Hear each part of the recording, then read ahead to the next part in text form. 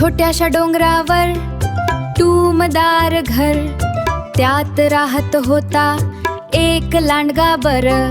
बाजूला होते उंच झाड, त्यावर राही कावळा खदाड. लांडगा होता लबाड फार, कावळा मात्र भोळा पार. एकदा त्याला लागली भूक, फिरी सगळीकडे उतरलं मुख. तेवढ्यात मिळाली चपाती सुकी, मनातून झाला बिचारा सुखी. चपाती घेऊन आला झाडाकडे, गात बागडत चहूकडे.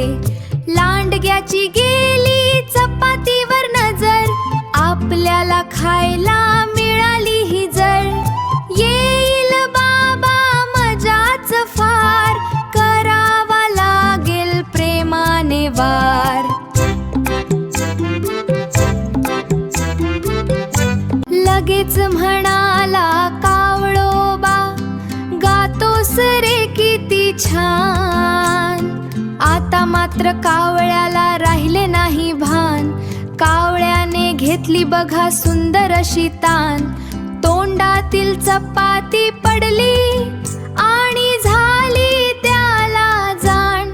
चपाती गेली लांडग्याच्या मुखी, कावळा झाला फारच दुःखी.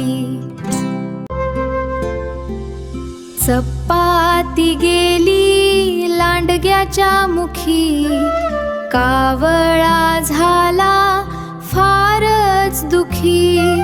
लक्षात आली त्याला चुकी, झोपावं लागलं त्या रात्री भुकी.